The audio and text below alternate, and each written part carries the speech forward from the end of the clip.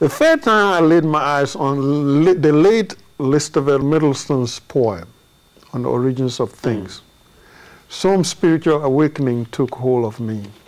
I had lost my history by looking for a name that I thought was more powerful than the name that my father gave me. For my book, Ayinibisah. Ayinibisah means God is looking over you.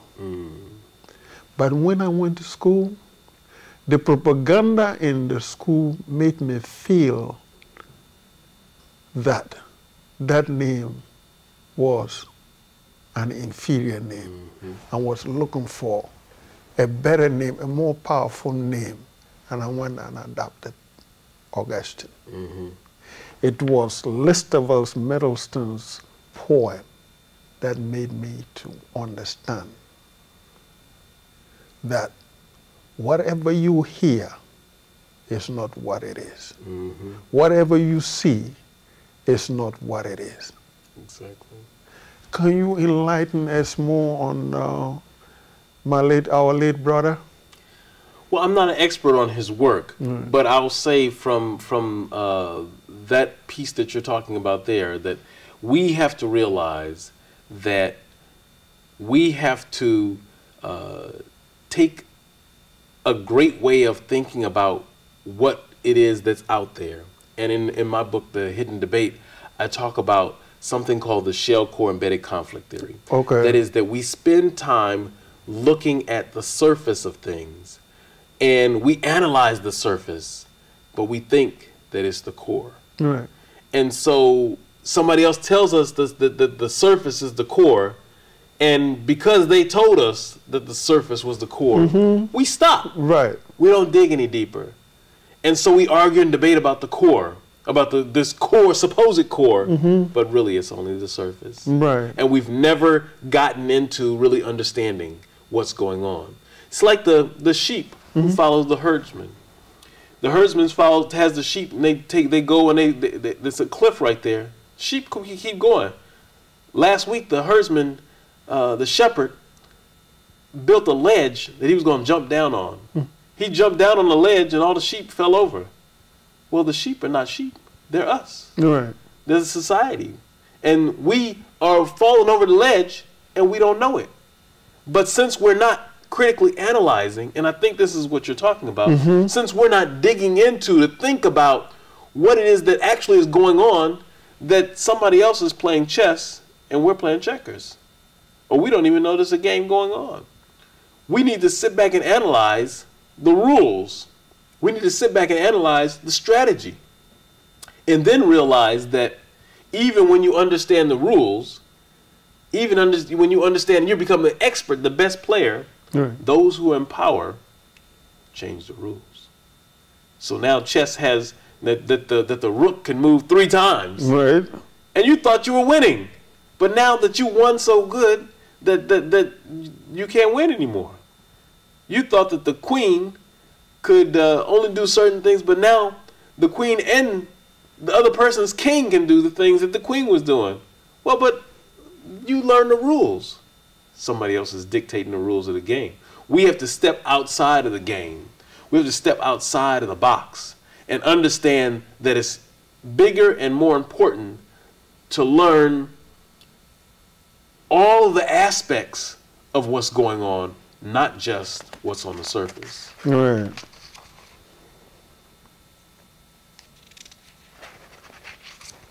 Dr. Khalfani, you and I participated in the August 13 rally in Harlem, and the bombing of Libya and the targeting of Muammar Gaddafi. The inevitable has happened. Gaddafi has been killed. And he was treated, even though I hate to use this word, he was treated as the Muslims who call the non-believers the infidel. He was treated like an infidel. Ghana's former president, Gerald Rawlings, called it dehumanizing and undignified. Once in a while, we have leaders who say what they mean. Gaddafi said what he meant. He said he was going to fight. He fought to his death. Even the fact that Gaddafi used his blood as sacrifice for his country makes a lot. Tells a lot about him and what we Africans should be doing, especially when we get to leadership positions. I don't want to say that, you know, a person die is the right thing. But when a person is principled and how to do certain things, you got to respect them. I respect Gaddafi for standing up and using his blood to sacrifice for his country. Now, my fear is that these people could make Libya become something like a Somalia. And we can have more problems in Africa than even what we have now. Right. Because they're having some of the units of those people who are fighting Gaddafi have started fighting themselves. And this can go on and on forever.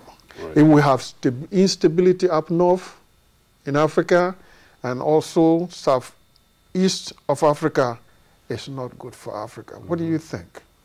Well, I think that, unfortunately, the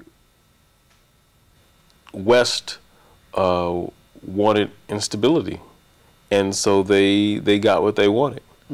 They wanted to be able to control a situation where here you had, first of all, a man, and not that I agree with everything that Gaddafi did, and you know, but I think that's neither here nor there. Right. I think that the point is that, to my understanding, there was no homelessness in Libya. When you got married, you got money from the government to help build the foundation of marital union. You had a high rate of literacy.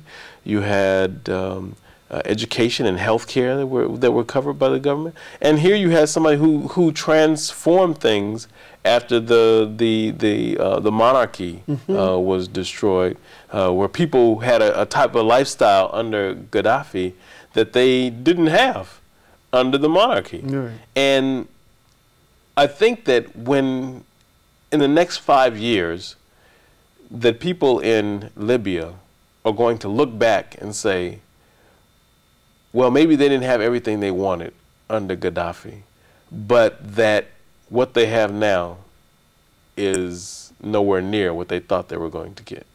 That what they have now is not going to be the liberation that they thought. That's what you see in the case in Iraq. That people don't have what they were looking for in the case of Iraq. So we have to recontextualize this. We have to look at it and see what it means in the African concept, the context. And I think that you made a great point. What is the role that this has all throughout Africa? See, my prediction early on, when you first had things with Tunisia, was that this was getting ready to be, it wasn't an Arab Spring, but there was something that was going to happen that was because you also had at the same time going on, and people don't really relate this because they want to separate North Africa from Africa, is that when you see what was going on in Cote d'Ivoire and Tunisia at the same time, it was already something going on. And then you already had something that people weren't focusing on, what was going on in Congo. And so there was all these things brewing, and I see it as a spiraling effect, is that the West is getting involved. The West got involved in Cote d'Ivoire. Now the U.S. has troops in Uganda and Central African Republic. There's folks. What's next? The European troops are maybe other places. We don't know all the places that people have, the different groups have placed, have their military attaches and their advisors. Right. What are they advising? Who are they advising? And if they're advising for contentiousness, then that's another type of story. Okay. And I think that that's part of what we end up with. All right, Dr. Khalfani, we're almost running out of time. Tell us a little bit about your book. Yes, yes. Well, the Hidden Debate was an opportunity for me to really look at what was going on in South Africa and the United States. And in the context of that book, what I did was I looked at whether or not this piece where I talked about the shell core embedded conflict theory, that I looked at whether or not we could learn something from South Africa or South Africa could learn something from us. Most people, as I was doing the research, would suggest to you, obviously, that they thought that the U.S. could learn something from South Africa. I see. In fact, it was the other way around. All right. Now, when young people want to do studies, Africana Institute, how do you go about it? Well, we have a bunch of different things we're doing. One that I mentioned about the trips to Africa. We're doing studies by having them go on the trips to Africa. Right. We're working on building a study group. So kind of like the one I did when I was at the University of California, Santa Cruz, is to come here now and they can have these study groups where we take on certain books, George G.M. James, Stolen Legacy, or something by Diop. We want to start them reading things and having discussions, not based on class, but based on their commitment to themselves as African people, based on their commitment to the community.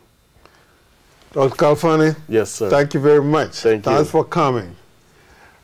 African traditionalism defines difference. The underlying word is different.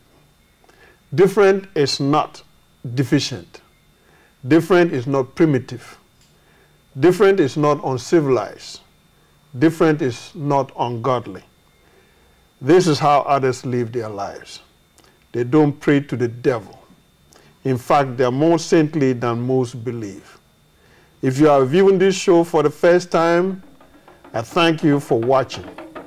If you are a regular viewer of Divine Speech, I appreciate your patronage.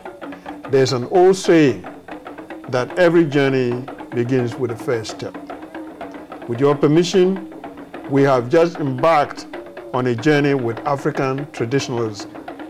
The more we know, the well-positioned we are to respect other cultures and their belief systems.